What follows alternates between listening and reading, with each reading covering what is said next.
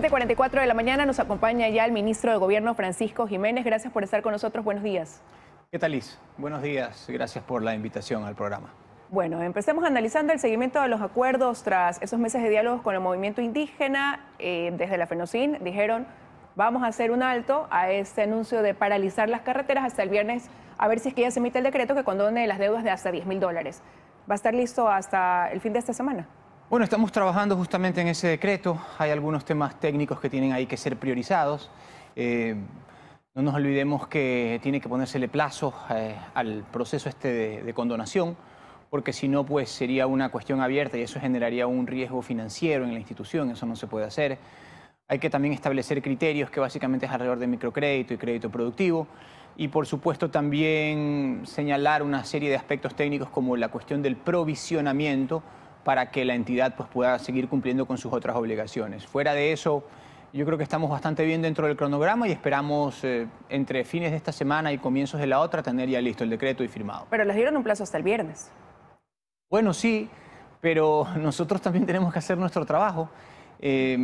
Obviamente respetamos las afirmaciones que hacen las organizaciones, pero el Estado tiene que hacer su trabajo. Nosotros siempre hemos dicho, tenemos toda la predisposición para actuar con transparencia, tenemos toda la predisposición para ir solucionando los temas y para hacerlo en conjunto con las organizaciones, pero nosotros tenemos que cumplir con nuestros procesos. Hay informes que tienen que ser dados, por ejemplo, por el Ministerio de Economía y Finanzas.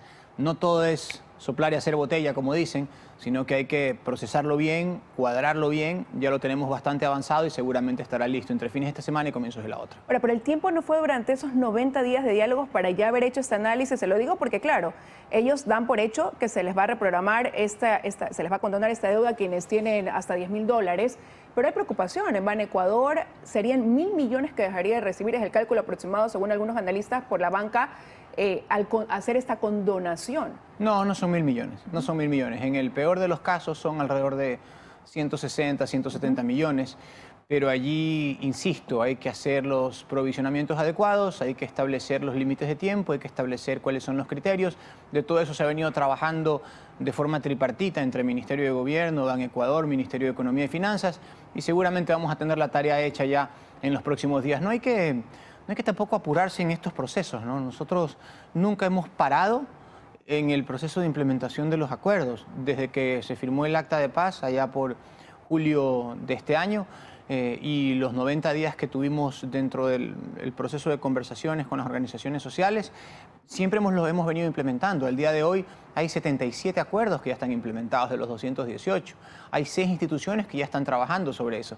Pero mire usted, no solamente se trata de acuerdos que exigen una decisión normativa, como por ejemplo dictar un acuerdo, o dictar un decreto, dictar una ordenanza, etcétera, sino que también hay algunas cosas que hay que trabajar con las organizaciones, inclusive para la emisión de normativa, además del trabajo en territorio. Entonces, como digo, no todo es soplar y hacer botella, hay que ir con calma, pero también hay que ir con constancia para ir ejecutando aquello que hemos acordado. Claro, quizás preveían que lo que era por decreto iba a viabilizarse de manera más rápida. ¿Qué pasa si aquello que resuelve el gobierno no satisface o no va en el sentido de lo que ellos han denominado condiciones favorables en este tema? Bueno, tendremos que conversarlo. Pienso que si hay algo que aprendimos en todo este tiempo es que no todo disenso puede ser la ocasión para una ruptura. Siempre tiene que haber la posibilidad, cuando las dos partes están de buena fe, de llevar a cabo un diálogo transparente y claro sobre los temas que son importantes. Nosotros tenemos la firme convicción de cumplir con todos y cada uno de los acuerdos, pero eso tiene que hacerse de forma consistente, de forma coherente y sobre todo de forma inteligente para no dejar desfinanciada o dejar afectada a la institución que debe implementarlos. Bueno, que por ahora sí tiene una preocupación. Escuchábamos ayer al gerente, por ejemplo, de Banecuador, ¿no? Y ya pasando a otro tema, en alguna entrevista algunos días atrás, usted decía que lo ideal sería que ese referéndum y consulta popular no coincidiera con las seccionales del 5 de febrero para que no haya una injerencia política en ese Correcto. tema. Pero ahora cambiaron de opinión, ¿no? Resulta que más bien le apuestan a que sea ese mismo día. Bueno, lo que pasa es que los tiempos también nos comen un poquito, porque como ha sido largo el proceso con la Corte Constitucional, no nos olvidemos que primero hubo que hacer la resolución para el análisis previo, el de procedimiento, luego la otra resolución ya para las condiciones de fondo, si es que se ajusta o no se ajusta a los parámetros de constitucionalidad, y además tenemos todavía las 3 preguntas que faltan para que la Corte Constitucional se pronuncie, para tener completita la hoja de las preguntas de la consulta ciudadana. Todo eso va comiendo tiempo. Y nosotros no dominamos esos tiempos. En un caso es la Corte Constitucional, que tiene que pronunciarse varias veces. Acuérdese también que nos sucedió lo del Consejo de Participación, que nos dijeron no, de esta forma no, pero por acá sí podría ser. Y finalmente tuvimos que volver a presentar la petición ya ajustada a la resolución de la Corte. Y bueno, pues ahora ya tenemos la aprobación definitiva de esas 8 primeras preguntas. Nos faltan las otras 3 más. De ahí tenemos que ir al Consejo Nacional Electoral. Y bueno, vamos avanzando, nos vamos empujando el carro. Pero eso significa también que tenemos que hacer las cosas con mucho cuidado. Aquí hay mucho trabajo de gente, de la asesora de la presidencia, Karen Sichel, de los funcionarios del Ministerio de Gobierno, del presidente de la República. En fin, aquí ha habido un documento muy pensado, muy trabajado, prácticamente son 500 páginas. No es una coincidencia que tengamos 8 de 8 aprobadas, ni es que tampoco nadie nos lo regaló, sino porque estaba bien trabajado, bien formulado, porque queremos que eso sea una herramienta definitiva de construcción institucional y sobre todo de combate a los grandes problemas que tiene el país, como en el caso de la inseguridad. Bueno, le están apostando a que estas 3 preguntas que son vía consulta popular también tengan un dictamen favorable por parte de la Corte Constitucional. Es correcto, también estamos apostando a eso, son preguntas importantes para nosotros, 2 tienen que ver con seguridad. De hecho, una tiene que ver con la misma propuesta que yo tuve en campaña para ser electo asambleísta, que era de darle prioridad a las personas de más de 45 años para que puedan tener una segunda oportunidad dentro del sistema y poder ser productivos. Entonces, nos complace bastante que esta pregunta pueda también formar parte de ese pliego final de peticiones. Nos quedan unos cuantos días que tendremos que esperar, pero estamos con mucha confianza de que entre fines de esta semana y comienzos de la otra vamos a poder tener ya el panorama definitivo de la consulta ciudadana. Pero también les tocará trabajar para que no sea utilizada esa consulta, ese referéndum como instrumento político, quizás de oposición, aunque sean elecciones seccionales, y para que ese empoderamiento ciudadano del que ustedes han hablado es el que debería darse en este tema. Porque al final es un error legislar para la coyuntura. Uno tiene que legislar para el mediano y para el largo plazo. Claro que hay problemas que resolver, como en el tema de la seguridad o la inseguridad, y por eso también hay preguntas que se manifiestan en materia de seguridad dentro de la consulta. Pero también necesitamos un sistema que funcione. Necesitamos organizaciones políticas que sean verdaderamente organizaciones, no partidos de garaje. Necesitamos asambleístas que cumplan verdaderamente su rol y que no vayan de frente y con chalaca a manifestar sus intereses corporativos como ahora está sucediendo en la Asamblea.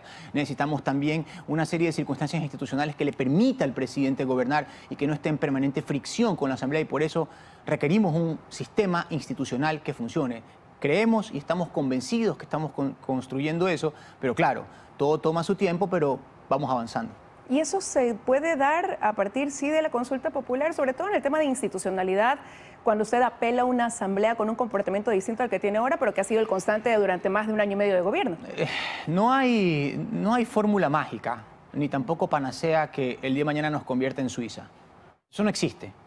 Pero sí podemos ir dando pasos. Por ejemplo, si reducimos el número de asambleístas, es más probable que sean los mejores los que lleguen. Por ejemplo, si trabajamos sobre la organización de los partidos, es más probable que sean instituciones un poco más serias las que permitan tener a su vez gente más seria dentro de su organización. Y eso podrá variar decisiones como las de ayer, que me refiero, por ejemplo, al tema del juicio político a 4 consejeros. Desde la bancada oficialista decían que fue un juicio a dedo. Eso es un descaro lo que ha sucedido ayer. Es un descaro, porque las instituciones o funcionan o no funcionan. Pero decir a dedo, a ti sí, a ti no, a ti sí, a ti no, es evidente que lo que están ahí es protegiendo intereses corporativos. Pero hubo 84 votos a favor de esa moción. Hubo 84 votos porque el correísmo está actuando con el Partido Social Cristiano como 2 amiguitos ahí que se van al parque y conversan un rato y luego deciden las cosas del país. Entonces, es evidente que esas 2 organizaciones están actuando en función de sus intereses corporativos. No nos olvidemos también que allí hay parientes de legisladores que han venido funcionando dentro del Consejo de Participación Ciudadana y seguramente eso habrá incidido también. Pero nosotros tenemos como gobierno la obligación de luchar para que no se trate de intereses ni corporativos, ni individuales, ni de organizaciones partidistas, sino de intereses de todo el país. Máxime si en estos momentos también se está entrando en un proceso de elección del Contralor General del Estado y nosotros necesitamos no una autoridad alcahuete, como ha pasado antes en la Contraloría, donde hubo puros alcahuetes que lo que hicieron fue esconder las glosas, luego salir huyendo, irse con su plata mala vida a disfrutarla en otros países y dejar a sus amiguitos para que les cubran las espaldas. Eso no puede volver a pasar en este país. Y por eso lo que a nosotros nos interesa es una autoridad independiente que sin temor ni favor actúe en función de todo el mundo y no direccionada por unos cuantos que se creen dueños de la verdad. Bueno, pero y dentro de eso, en las preguntas que ustedes también ya han establecido, han sido aprobadas dentro de ese referéndum, hay algunas son de reforma parcial y van a tener que ir a esa asamblea. Sí, y ya conocen cuál es el escenario actualmente que ustedes enfrentan. La única que es de reforma parcial es la de las Fuerzas Armadas. La única. Que es uno de los temas prioritarios para ustedes como gobierno. Sí, porque las demás pasaron, como dicen, el ojo de la aguja, ¿no? Entonces ya están, ya las tenemos. Pero la única que sí todavía está allí es la de reforma parcial de las Fuerzas Armadas. Pero ¿quién puede estar en contra de que las Fuerzas Armadas modifiquen su rol y puedan ayudar o coadyuvar para la gestión de la seguridad en el país? ¿Quién puede estar en contra de eso? Solamente los que están con las organizaciones criminales. Nadie más. Porque todo aquel que tiene un poco de sentido común sabe que las Fuerzas Armadas le hacen bien en el combate a la inseguridad en el país. Sabe que una serie de intervenciones que se llevaron a cabo hoy bajo el paraguas del estado de excepción no hubieran podido ser posibles sin el trabajo conjunto de Fuerzas Armadas y de policía. Son temas ya de absoluto sentido común y sobre todo de claridad de intereses sobre de qué lado se están. O se está con el gobierno o se está con el crimen organizado transnacional. Gracias, ministro, por haber estado esta mañana aquí con nosotros en 24 horas. Que tenga un buen día. Gracias a usted, Liz.